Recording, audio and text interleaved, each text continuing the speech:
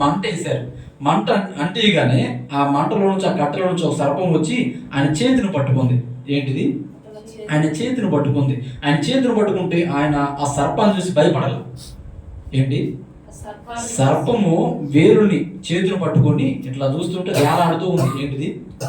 సర్పం.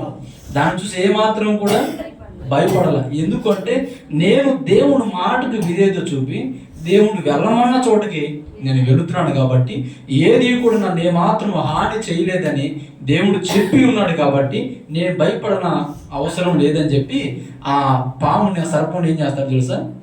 అదే అగ్నిలో ఎదిరిచ్చేస్తాడు. ఎదిరిచ్చేయగానే ఆ సర్పం ఎప్పుడైతే ఈ వ్యక్తిని పట్టుకుందో అక్కడ ఉన్న వ్యక్తులందరూ ఏం మాట్లాడుతున్నారు తెలుసా? న్యాయదేవత ఇతడిని విడిచిపెట్టదు, ఇతడు నురుగు కక్కుకొని కానీ కాళ్ళు చేతులు పట్టకపోయి చనిపోతాడని ఎదురు చూస్తున్నారు. కానీ ఇతనికి ఏమీ కానప్పుడు అక్కడ వాళ్ళు అంటారు, మరలా ఇతడు దేవుడు, ఇతడు దేవదూత అని మాట్లాడటం, పొగడటం ప్రారంభం చేశారు. తర్వాత పౌలు జీవితాన్ని మీరు చూసినట్లయితే అనేకులకు మాదిరికరంగా, దీవెనకరంగా మారింది. అవునా? ఎందుకని ప్రభు ఆ వ్యక్తిని అంత చక్కగా వాడుకోగలిగాడు అంటే ఒకటే కారణం అండి. దేవుని మాటకి ఆ వ్యక్తి విధేయత చూపుడు వలన పాపం నుంచి, శాపం నుంచి విడుదల పొందడమే కాదు కానీ అనేక మందిని ప్రభు సన్నిధికి నడిపించుటకు అతడు బలమైన సాధనంగా వాడబడ్డాడు. అవునా?